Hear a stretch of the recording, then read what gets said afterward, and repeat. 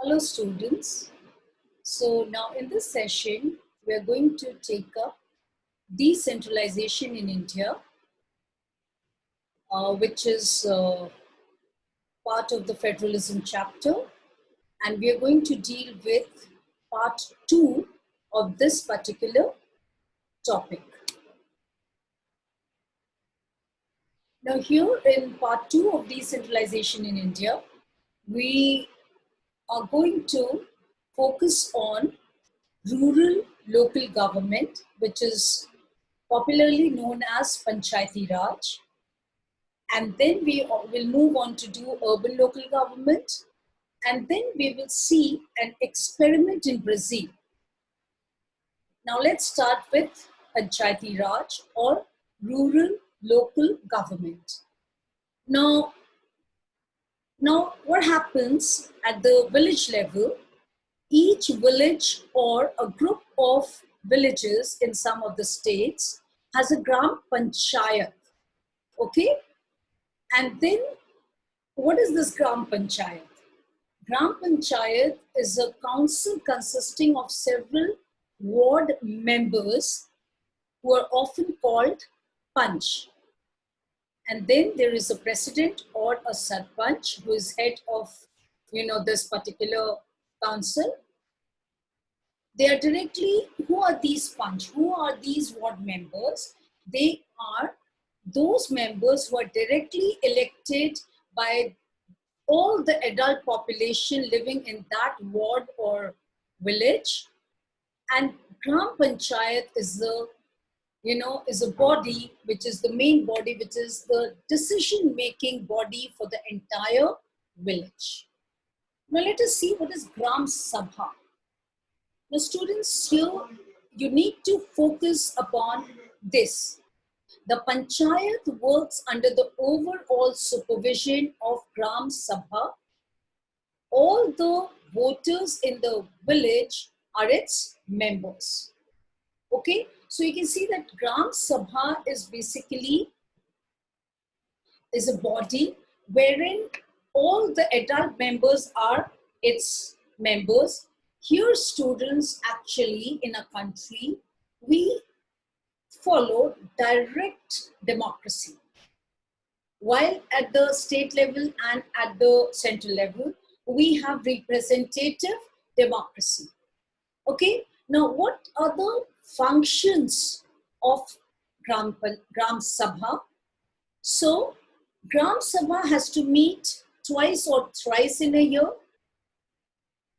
And what do they do? What is their work? Okay, while they meet, so they have to approve the annual budget of the Gram Panchayat. Okay, so I'm sure you understand what is a budget. So naturally, anything related to money, how the money is going to be spent. So they have to approve that annual budget for the Gram Panchayat and to review the performance of the Gram Panchayat. So Gram Sabha is a body wherein it has to supervise, it takes care of the overall functioning of the Gram Panchayat. Okay? And now let us see this particular pyramid where we can see that the local government structure goes up to the district level. Okay? Now at the village level, we have Gram Panchayats. At the block level, we have Panchayat Samitis. Okay? And at the district level, we have Zilla Parishad. So let us understand this. A few Gram Panchayats are grouped together to form what is usually called a Panchayat Samiti or block or Madda. So as we've seen that, a village, if it is, big enough, it can have, a single village can have their own Gram Panchayat. But sometimes it happens that some villages are grouped together and they have a single Gram Panchayat. So it may be like that, but now a group of, Gram Panchayats, they are together put under a Panchayat Samiti or it is very commonly known as a block or mandal. Now, the members of this representative body elected by, okay, they are elected by all the panchayat members of that area. So the members of panchayat samiti or block or mandal, they are elected by all the panchayat members of that particular area.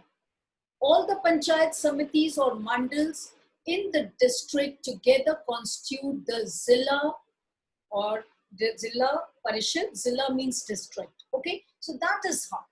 If you look at this, we can find that it is, you know, under that. That is how it goes up to the Zilla means district. Like for example, Prayagraj is a district, and we also have a Zilla Parishad office in the city. Okay, and under that comes in. Let's go the other way around. Many samitis. And under many samitis, they come under the district, the Zilla Parishad, and under the Panchayat Samiti, there are many Gram Panchayats. Okay. Now, most members of the Zilla Parishad are elected. Members of the Lok Sabha and MLAs of that district and some other officials of other district level bodies are also its members. Okay, Zilla Parishad chairperson is political head of the Zilla Parishad. Okay, so this is the structure of the rural local government, and it actually starts from the village level and it goes up to the district level. Now, as here also in this particular flowchart, you can see Panchayati Raj or local self-government rural. Village level, we have got Gram Panchayat. They're formed by, by Gram Sabha and headed by Sarpanch. Okay. Now, Panchayat Samiti, it is elected. They are elected by the Panchayat members, and then they have got BDO, Block Development Officer. Okay. Now, at the district level, Zilla Parishad is the name of the body. It is formed by elected members and have members of Lok Sabha and MLA, members of Legislative Assembly at the district, okay? Oh, sorry, of the district. And then they are the Zilla, chairperson is the head of Zilla Parishad, okay? So this is basically the rural local government, okay? And now we move on to understand the urban local government. Now, urban local government bodies exist for urban areas as well. Okay. Now, this is again local government only, but in the urban areas means they are in the big towns and in the small towns, or you can say big cities and towns. Okay. Now, towns are smaller than cities. Okay. Cities also, they are of different categories. So let us see in the big cities, as you can see in the flow chart, there municipal corporations are there. As in Prayagraj, we have municipal corporation because Prayagraj is supposed to be a big city. It comes under that particular, criteria. And mayor is the head of a municipal corporation. Okay, mayor is an elected representative. And then in the in towns, we have municipalities. That is the difference. Okay, municipalities in the towns, and in big cities, we have municipal corporations. Now, in the towns, as who is the head of the municipality? A municipal chairperson is the head, while mayor is the head in municipal corporations. Okay, so that is what municipalities, they are constituted, they are set up in towns, while in big cities, we have municipal corporations. Okay, now both municipalities and municipal corporations are controlled by elected bodies consisting of people's representatives. Okay, but this also, one more thing you need to understand, that as we have already done in class 9, as we have permanent executives and non-permanent executives working in the in the central government and also in the state, at the state level, the same way, in the local government also, we have both rural and urban. we have permanent members who are actually administrative officers, administrative personals, while there and while there is parallelly we do have elected members also. Okay, so many members, as it is already mentioned here, they are elected, representatives. People have elected them. Okay, now municipal chairperson is the political head of the municipality. In the municipal corporation, such an officer is called the mayor. Okay, as we all know, Mrs. Abhilasha Gupta, she is the mayor of Prayagraj. Okay, now let us just conclude this particular. You can say that the decentralization in India, how what are the merits and what are the limitations. Now, first, let us see about the merits. Now, this new system of local government is the largest experiment in democracy conducted anywhere in the world.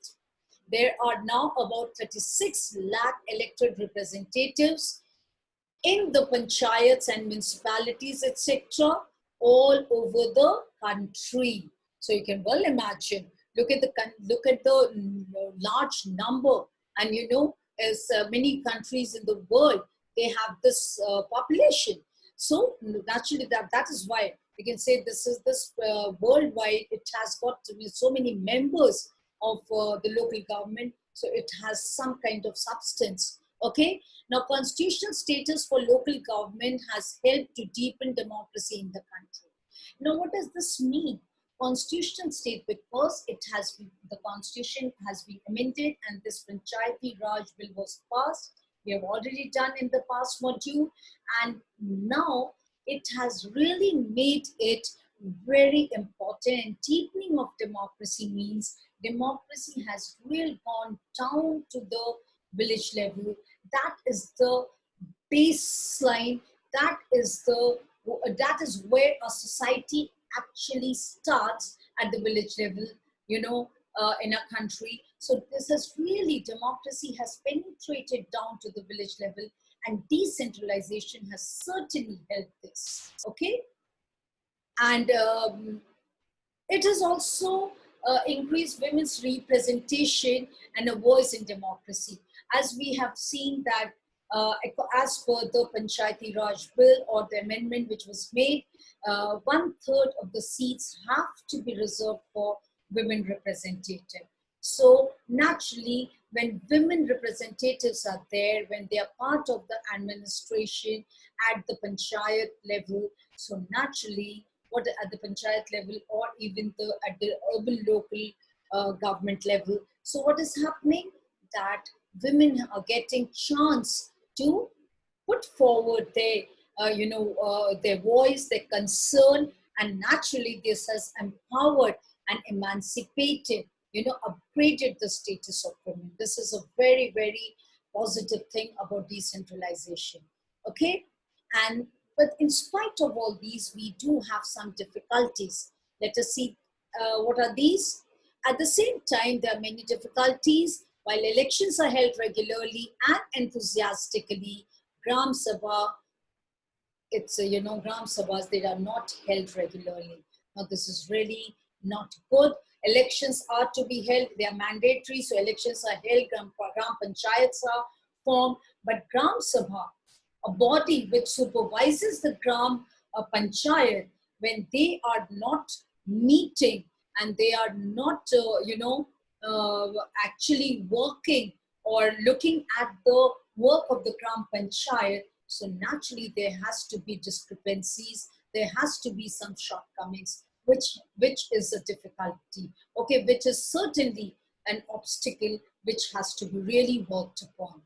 And then what has happened, most state governments have not transferred significant powers to the local governments. Now, when the powers are not given to the village, to the panchayats at the village level, so this is really where it's not at all a positive side, because what was the reason why this particular Panchayati Raj bill was passed? Because somewhere or the other it was felt that the powers have not been transferred from the state government are not taking care, and so more or more the villages were empowered through this particular bill.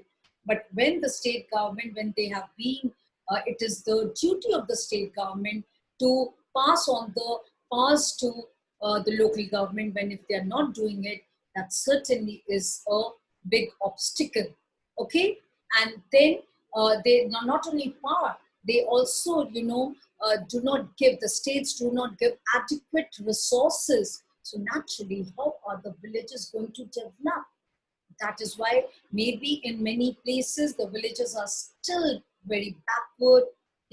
When we were discussing the other day, we came to know that so many villages are in reality, electricity supply is not proper, or if there are so many other problems. That means if there is lack of resources, lack of powers, so naturally the villages or the panchayats, naturally at the local level, they are going to suffer. People are going to suffer. They're going to face so many hurdles. Okay, it is going to obstruct the growth. And if our villages are not growing, certainly more and more people are going to migrate to cities, and that is also not good. Okay, so you can say that we still have to. We can see that we still have to. A long way to go as far as this idea of self-government is concerned.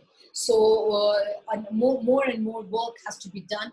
Though there is a lot of help, we have reached to some good point, and we have seen changes, but still not everything is very positive at the village level. So that has to be really worked upon. And now see this an experiment in Brazil. As you can see, this country Brazil, it is in the South American continent. Now here there's a city of Porto Alegre, and here what is it? They have really tried this experiment, which is really very effective. Now let us see that. A city called Porto Alegre in Brazil has carried out an extraordinary experiment in combining decentralization with participative democracy. Now, from the word itself, participative, where one can participate or one is participating. People. Let us see how did they do. The city has set up a parallel organization operating alongside the municipal council. Okay, as we have the municipal corporation or municipality, they also have a municipal council. But what do they have? Another organization that is basically enabling the local inhabitants to take real decisions for their city. So in that parallel organization, what is happening? Local people are participating in real decisions. Because see, try to understand. If we are the people who are residing in our locality, we know our problems. Everything is fine, good. If something good has to be, some kind of development is required, some kind of whatever the requirement is, so the people know it best. And if they are given a chance to participate in the decision making, so naturally you can see that it is really going to help, because whatever the elected representatives also, they work for the people only. So why not let the people have a voice? So that is what the city has done. The nearly 13 lakh people in the city get to participate in making the budget of their city. See, look at that. They're giving the proposal, their form, how budgets are made, that what kind of money will be allocated for what work, what is the requirement in the city, in particular, in that locality, in their locality.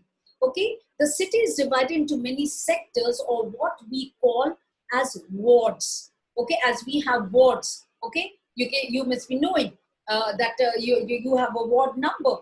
Okay, so that in the same way, they have got sectors, and then of course these sectors, they have got their meetings, okay, like that of the Gram Sabha.